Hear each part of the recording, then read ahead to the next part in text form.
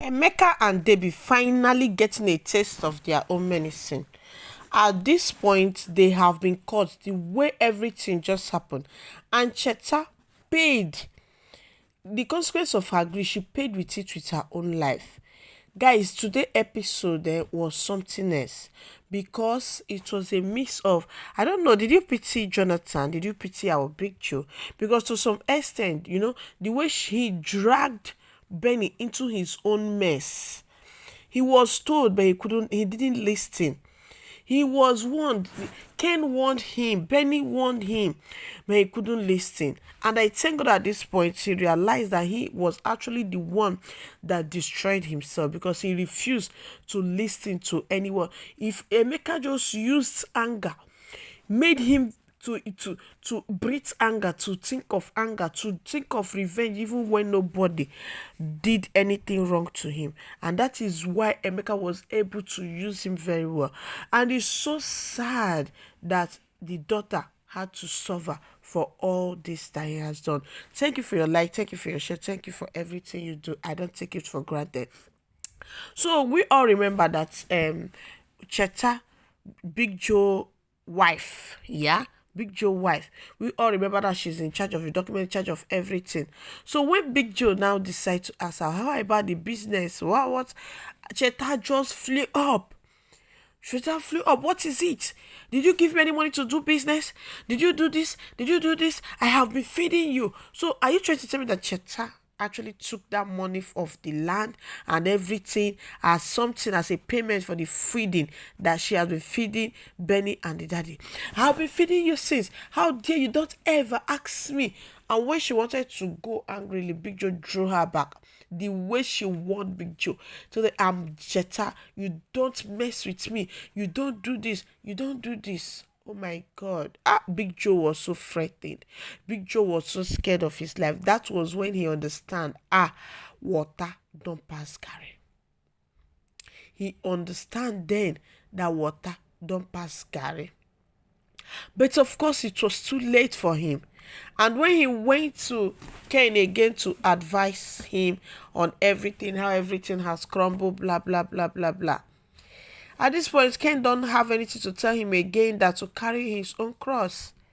That Emeka that introduced to this evil person, where is he now? You get? So that was how Big Joe, now God just want foul to open, Nyash to open. That was how Big Joe was going down. And Debbie and Emeka was calling Cheta to know what's up, to know what she have done with the house documents and this, why she gave them fake documents and all that. And they were seated on the car, thinking of how to deal with Cheta, thinking of how to, to make case and get Cheta so that Cheta can vomit everything that she have taken. So Cheta on her own, she now know that her cup is filled, that these people understand the game already. Then they already understand the game. Cheta hurriedly pack her load. In her hurriness to go out, that was when she now forgot her phone.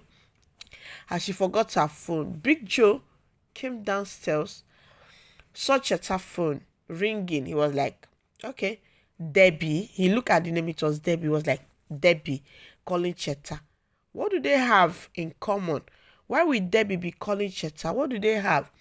So he was still thinking, being curious. So he now decided to pick the call without saying anything. He responded the call without saying anything. And then Debbie was like, oh, and I learned something from this particular thing. Do you know what I learned?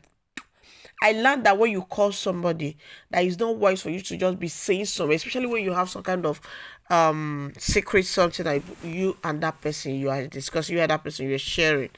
So Debbie was busy ranting, saying you know it's because of the fake document that you gave to us that Emeka is being beaten. It's because of this. It's because of this that we know you sold the house. We know you sold the land. We know you sold everything. You better bring the money or I will get you.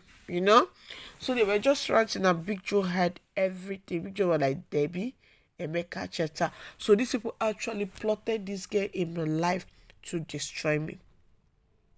to destroy me, guys. And what is it called? He was still thinking about his life, thinking about how everything happened. Like he couldn't understand it. The most painful aspect is Clara that left him. Clara, the only woman that loved him, even in his foolishness, that left him. That one pained him separately. So what he did, he called Ken. Ken came. They called police. Police came and look at Cheta rushing to the car to carry her luggage and go. That was when Emeka and Debbie crossed her. Debbie gave her a shot on her head, and she slept or she fell. I don't know. I don't know if she's dead. So now the police came right on time and they arrested Debbie and Emeka. So at the police station, Jonathan met Emeka. Emeka, what did I ever do to you? Why did you destroy me? Why did you make me to lose everything? What did I ever do to you? And Emeka was like, imagine you did not give me money for my mother treatment. You made me to lose my mom. And Big Joe was like, am I your mother elder brother? Your mother is your responsibility. I'm not your mother elder brother. Why do you have to do such to me? I did not do you anything. I don't owe you any responsibility to take care of your mother. So you actually instigated me to destroy my wife's business. It instigated me to destroy my own self. Now I am not worth anything. Emeka, what did I do to you? And Emeka was still laughing and be telling him, and this is my happiness, that you don't have anything right now. I am so glad that I was able to finish you to the extent that it will be difficult for you to pick yourself. Guys, hell, at that point I pitied Big Joe. But Big Joe, the one that he lamented on, that pained, he know very well that he can never ever in his life get somebody like Clara again, not even in his dream. And then, guys, after the whole thing, Emeka was still happy that he succeeded in reading Big Joe. When Big Joe returned home, Big Joe was mourning with the daughter. He was, Debbie, Benny is there for the father despite all that is going on. He was mourning with the daughter. They were outside just mourning themselves, and bam, the lawyer just came, told them that where is Mrs. Cheta, that we bought this house, that Mrs. Cheta said we should give her 3 months to move out, that we bought this house, and we want people to pack out because the owner of the house wants to come and take over very soon, and I'm giving you 24 hours. Big Joe was like, 24 hours? This is my house. I have lived here. He was even holding the barrister very close to him, holding him. Barrister, this is my. The barrister said, you are harassing me, that don't make me to take a case against you, just leave quietly. And when they went inside, they were still crying, and Benny was like, daddy, let's sell the house equipment, then from there we can look for an apartment, a small apartment, and rent. And the father told her, Cheta sold everything that is inside this house. We can't even take a pin. Nothing in this house is of us again. Everything is gone. It's not us. Debbie was like, Debbie started crying, and he and the father. So at this point, the lawyer and the owner, the new occupants of the house, came, drove them out, guys. And their Ghana must go. It's not even a bus that they left with, but a Ghana must go. Drove them out with their Ghana must go, and they went to stay in uncompleted building. And Debbie looked at the daddy and said, daddy, don't worry, it's going to be fine. We're going to be fine. So now Big Joe is staying in uncompleted building without even having money to eat. And he was like, I have failed my daughter. I'm not worried for you to call me a father, but I promise you I will make it up to you. I will make it up to you. I just hope he's alive to even make it up to her. So Big Joe started doing manual jobs, buy bread and beans, buy coke and bread, and they were staying in uncompleted building. At a point, he couldn't just hold it. He will sneak out, cry all day to beg God, because it's only God that he can run to, because Ken is not in the country. He traveled out of the country. And we remember Ken told him that when you will cry, you will call me, I will not answer you, I will not be there. And that is how Ken went outside the country. So Debbie and the father don't have children to stay in a completed building with no windows, with no doors, just wrap her on the floor to sleep. The thing is that any little thing that he brings home, Benny actually appreciates. Benny told him, father, I have money, my mommy, but it's a fixed account, I cannot take it, as my mother opened an account on it. Oh, Big Joe was broken. Big Joe was like, he realized that he's a very big fool this time. So he realized now that he's a very big fool, that he was used, and everybody warned him. He is the only person that decided not to listen to the truth of the matter.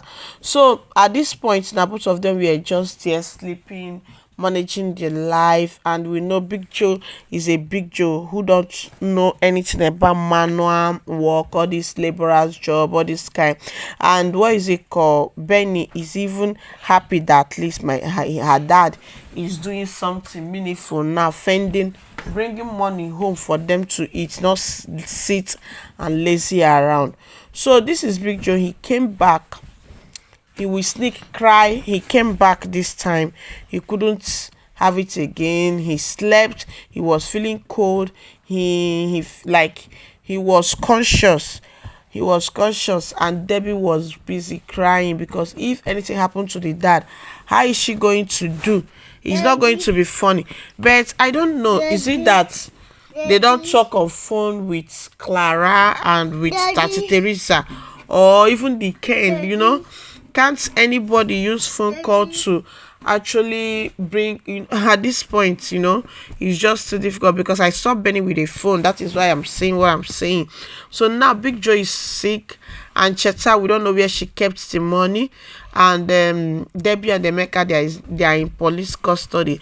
At the end of the day, greed is the thing that actually ruined all of them, every one of them. There is nothing again that ruined them if not greed. And because it's greed.